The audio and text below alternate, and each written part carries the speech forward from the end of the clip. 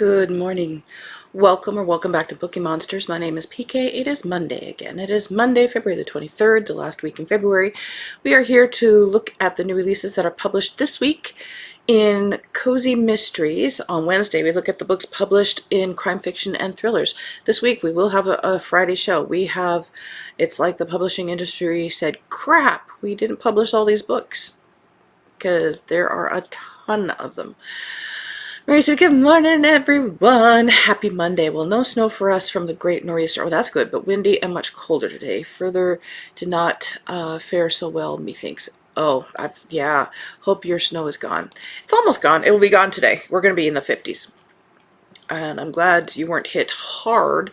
I hate wind personally. That sucks, but it's weather. It is winter. And hope you had a good weekend.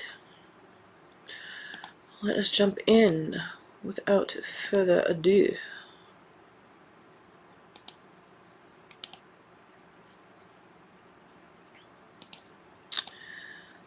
We might do just super brief ones with this. There's 55 of these today and Friday. Murder at Sea by Helena Dixon, 23rd in the Miss Underhay Mysteries. Devon, 1938. Kitty Underhay is enjoying a well-deserved rest where her very upset cousin Hattie suddenly bursts in. She sobs that the gentleman she had been seeing, Richard Westenholm, seems to have vanished, taking all of her jewelry with him. As Hattie describes Richard, he sounds eerily familiar, and Kitty and her husband Matt board a ship in hot pursuit, only to find him lying in a lifeboat, dead.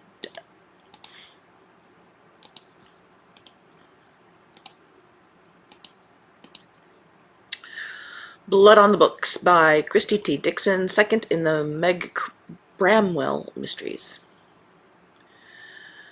When a box of donated cat books arrives at the Silver Hollow Library, Meg Bramwell expects nothing more than dusty paperbacks. Instead, she finds a warning. Hidden markings and underlined passages point to someone in danger. As more books arrive, the message becomes clear. Someone is trying to communicate, and time is running out. As Meg follows the clues, the danger grows closer, and so does Brian. What began as an unexpected connection quickly turns into something neither of them can ignore, with a life hanging in the balance.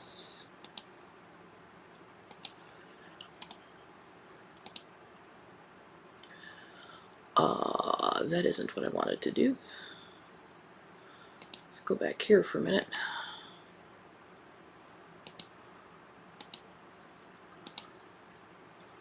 That was weird. Oh, you can do a split view. Oh, how cool. I've never done that before. Flower Felony. Oh, it's a short story. Never mind. We don't do short stories.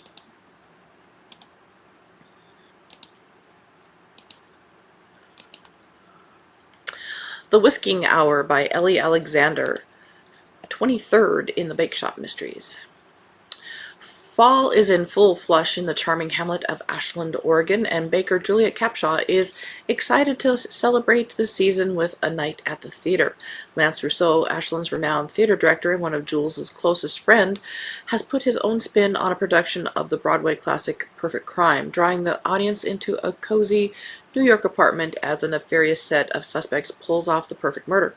As the final show approaches, Jules and the team at Tort are eagerly whipping up a murderous feast for the cast party, baking a bevy of treats like panna cotta eyeballs with blood orange coulis, deviled eggs, and savory cheese fingers with pumpkin dipping sauce. Ugh. Anyway, somebody dies. End of that row.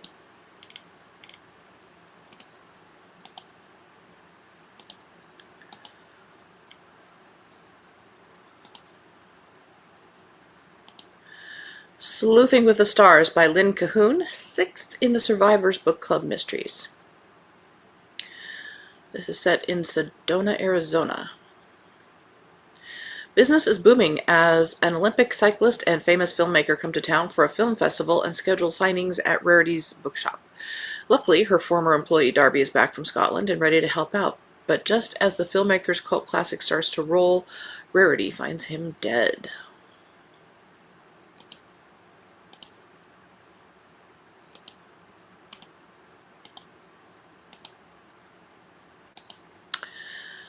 Easter Egg Murder by Leslie Meyer and Lee Hollis and Peggy Earhart. They each have contributed.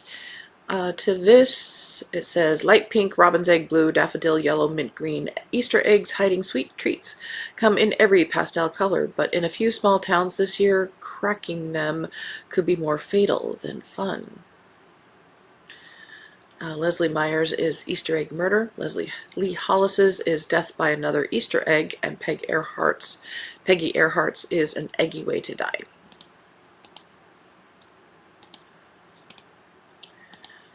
Lynn Morrison is a favorite author of mine in the last year. She is having I enjoy her collaboration with Anne Radcliffe. Mary says, dying of indigestion. Indeed. Some of these things. The concoctions they do. Historical first in the Etty and Tris Victorian Mysteries. What's a little blackmail between friends? London, 1868. Edith Etty Redgrave has spent 2 years perfecting the art of quiet rebellion, but when her best friend Princess Louise begs her to retrieve a scandalous sketch before it destroys the royal family, Etty's carefully curated independence shatters. Enter Tristan Banks Fernsby, Duke of Rockingham, cold, controlled, and the Queen's personal fixer. He has been sent to contain the same problem and has no patience for interference, especially from a determined woman who refuses to stay in her place. I will be reading that.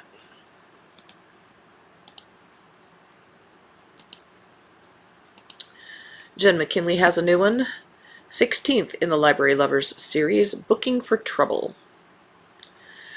Just off the shores of the coastal Connecticut town of Briar Creek are two small islands, which library director Lindsay Norris visits with her new book boat. Inspired by the bookmobile she's seen traveling across the country. Nothing, not even the infamous feud between the families who own the split islands, can stop Lindsay from getting books into the hands of readers. But when Lindsay and her boat captain husband Mike Sullivan discover a body on the rocky outcropping of one of their islands, Lindsay's new library venture quickly becomes a murder investigation. End of that row. Like I say, there's 55 this week, so we are booking through these. Ba-dum-bum.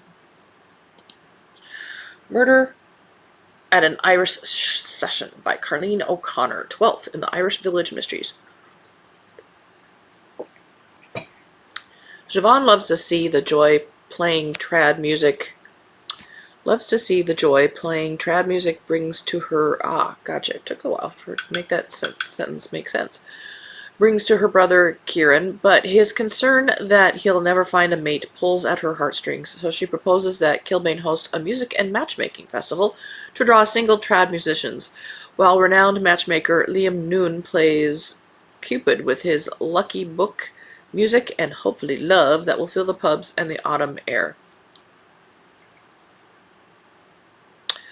The matchmaker has met his maker, impaled through the heart with an arrow made from the sharpened bow of a bass.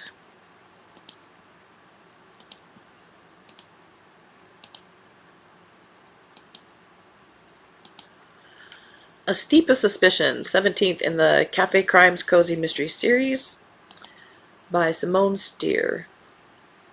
Red carpet glamour comes to Magnolia Grove, and Parker Hayes is ready for a week of movie magic packed crowds and film festival buzz at Cacio Latte. But when a shocking incident rocks the Magnolia Grove Film Festival, the official story doesn't sit right. Not with Parker's instincts, not with the whispers she keeps catching between screenings, and definitely not with the way a few familiar faces seem a little too eager to control the narrative.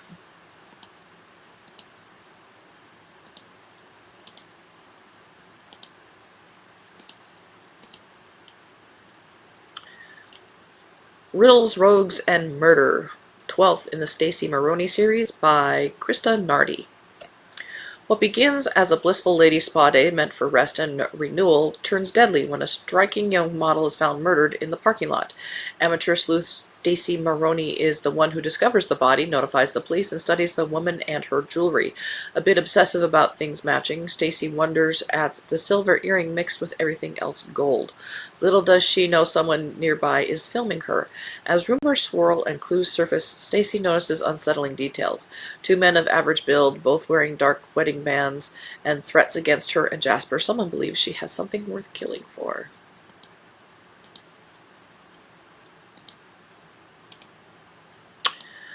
Lucy Connolly has a new series starting. This one is set in Wales. She's done Scotland, she's done Ireland. She's now set her sights on Wales. This is The Curious Case of the Poisoned Professor, first in the Welsh Village Mysteries.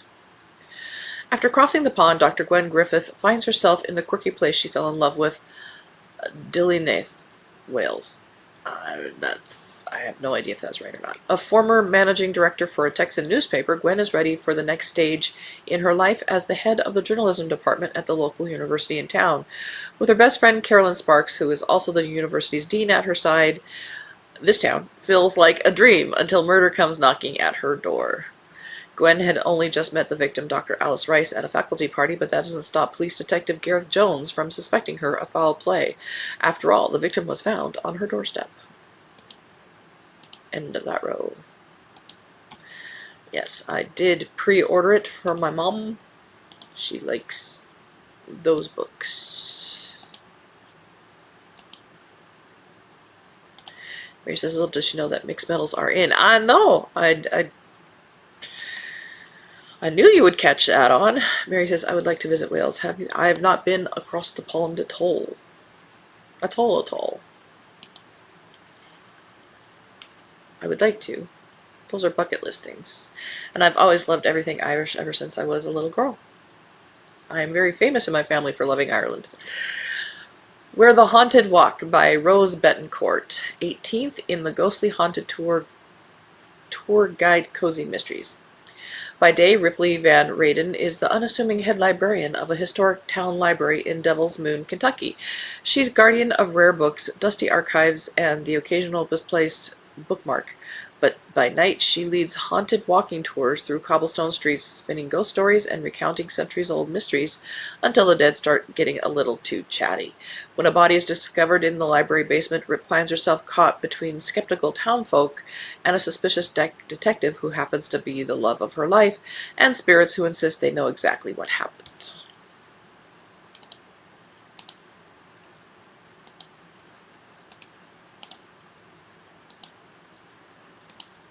Tale of Deception. Mary, are you doing a trip this year?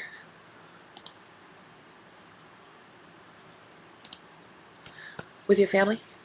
Tale of Deception by Darlene Dziomba, 5th in the Lily Dreyfus Mysteries.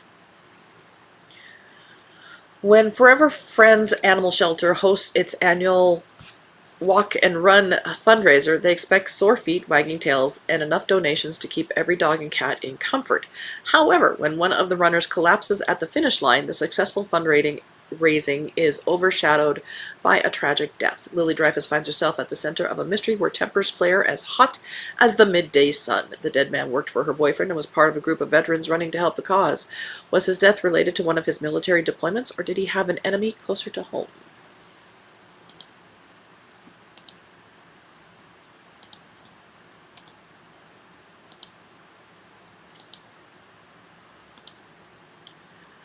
Crime on the Coast, 3rd in the B. Rivers Mystery Series. B. Rivers has had 3 years to settle into her new role as the executive director of Shanley Gardens. She loves the job, even if it sometimes interferes with raising her family. Out of the blue, she's invited by an old college friend, Paige Pearson, to attend an intimate botanical garden conference at the seaside La Jolla Gardens in exclusive La Jolla, California. Bee decides to attend and convinces her friend Lila Busby, who just became the director of a garden in New Mexico, to attend as well. The conference gets off to a shaky start, and Bee can sense that something is worrying Paige, but before Bee can learn what is upsetting her friend, Paige falls from the 300-foot cliff behind the garden to the beach below. The police begin their investigation and refuse to say whether Paige's death was a suicide or a murder. And I'm assuming she decides to solve it herself. Clean Kill by T.E. Harkins, 5th in the Egret's Loft Murder Mysteries. Murder with a minty aftertaste, it says. Fresh off a killer cruise, Madeleine Delarose returns to the shelter of Egret's Loft looking for a little peace and quiet, but minutes after arriving home, an octogenarian outsider named Nellie Waits appears in her driveway begging for help. A woman in a rival retirement community is dead, poisoned by her own denture cleaning tablets. The police say it was an accident. Nellie says it was murder, and she needs Madeleine to help her prove it. End of that row.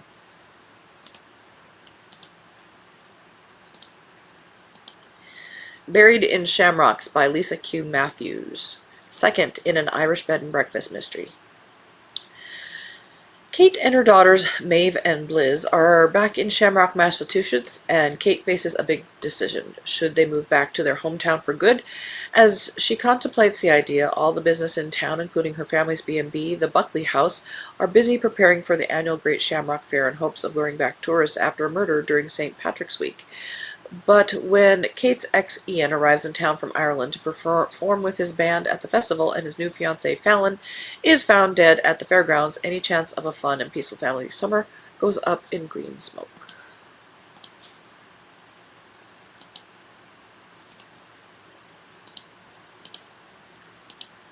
A Whiff of Murder by Angela M. Sanders, 1st in a new series called A Sixth Sense Mysteries.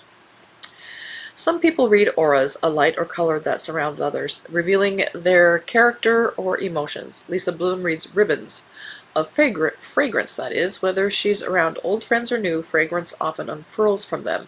An ability called clairaudience? Never heard of that one. Hoping to gain insight into her gift, Lisa works at the Lucky Lotus, a New Age shop. Unfortunately, she oils the owner Diane concocts nauseate Lise and impede her sense of scent. Worse, the shop feels more like wealthy Diane's hobby than a spiritual place, thanks to their toxic love torment relationship with her ex-husband Richard. Blah blah blah blah. Diane dies.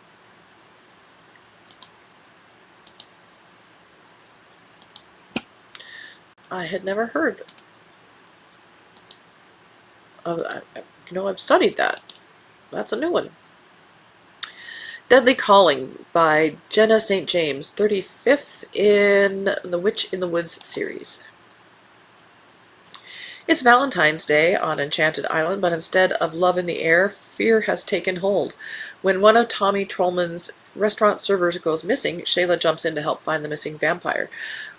I'm out. But as secrets begin to surface, it becomes clear this isn't just about the disappearance, it's about Tommy himself. Who's targeting the lovable troll, and why?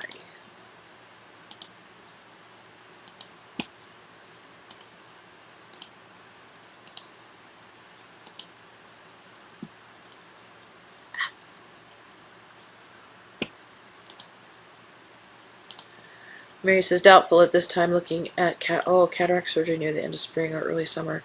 So I won't have that green stuff that it takes to travel. Gotcha. Yeah, you gotta be able to see. That's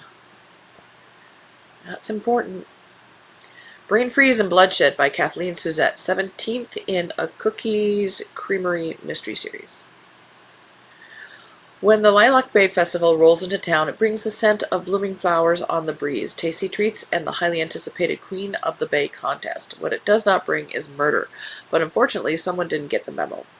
Maddie was planning to enjoy the festival with extra sprinkles and zero drama. Instead, she finds herself knee-deep in small-town secrets after a pageant judge turns up dead. End of that road. Let's see how much more we can get. Eleanor and the South Beach Murders by Ellen Yardley, 2nd in the Eleanor Roosevelt mystery series. Miami, 1951. With a flurry of UN engagements bringing Mrs. Roosevelt to vibrant South Beach Kay Thompson is thrilled to escape the post-Christmas blues in Washington, D.C. and distance herself from the sting of her recent breakup with private investigator Tim O'Malley. The dizzying sights and sounds of Miami reach their peak at the Copa City Club, where a late-night meeting with singer Josephine Baker reveals a troubling truth. Baker's bold stand against segregation has made her a target. Josephine dismisses the threats, but Rosaline, her cautious young assistant with big dreams, is deeply afraid. That's why it's a stunning shock when a dead man turns up in Josephine's dressing room and Rosaline is the one arrested for his murder.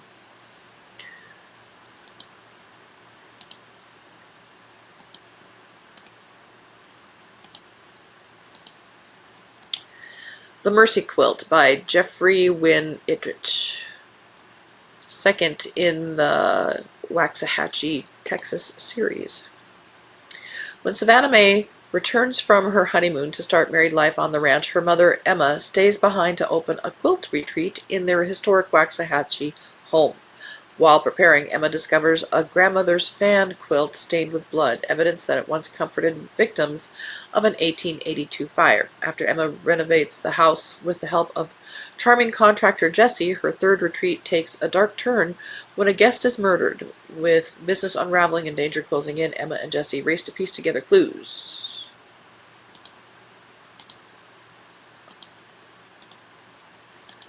Shotgun Wedding by Tanya Kappas. 12th in the Kenny Lowry Mysteries. Sheriff Kenny Lowry's wedding should be about vows, cake, and finally catching her breath. Instead, her wedding night is interrupted by a visit from her ghostly papa and a warning that something is very wrong. Miss Tilda Boone, a beloved church fixture and longtime rule follower, was expected at the ceremony. She never arrived. Before Kenny can even consider a honeymoon, she's back in uniform, standing inside Miss Tilda's quiet home, where a familiar afternoon routine ended in death. Do one more really fast. Diane Harmon has a new series, the Second Act's Vintage, first in the Nora Blackwell Cozy Mysteries. In the charming New England town of Millbrook, Nora Blackwell has found her dream life running Second Act's Vintage, a carefully curated shop filled with stories waiting to be rediscovered. When the historic Ashford estate opens for liquidation, Nora discovers more than just exquisite 1940s clothing. She uncovers a decades-old mystery sewn into the lining of a navy blue coat. The coat once belonged to Catherine Ashford, who died young in the 1940s, leaving behind a sister who could never let go. When Nora's beloved black Labrador Gatsby fixates on the garment with unusual intensity, she follows his instincts and discovers a hidden pocket containing a diary that's been concealed for over 80 years. Alright. That's all we have time for. 1, 2, 3, 4, 5, 6. We got to 24 of them, so almost halfway. Huzzah. So we'll do the rest on Friday. And maybe a smidgen on Wednesday. I don't think we'll get through. Anyway, so we'll look at the rest of them on Friday. On Wednesday, we'll look at thrillers and crime fiction. Hope you have a good Monday. Thank you, Mary, for being here. It's good to see you again. I don't have any sprints tonight. Our next sprints are tomorrow night, Tuesday night at 8 p.m. Eastern. We do every Tuesday and Thursday evenings and Saturday afternoons. So hope you guys have a good Monday. Mercury retrograde starts this week, so may all your Mercuries be Freddy. May the odds be ever in your favor. Give yourself a little extra time, because communication stuff will be messed up. Mary says, you did a great job this morning covering as many as possible. Thanks so much. I hope you see you a little later. Well, yeah, I hope to see you too. Thank you very much. All right, be safe, read good books, and as the banner says, don't be a bookworm, be a bookie monster. Om nom nom. Have a good day. God bless.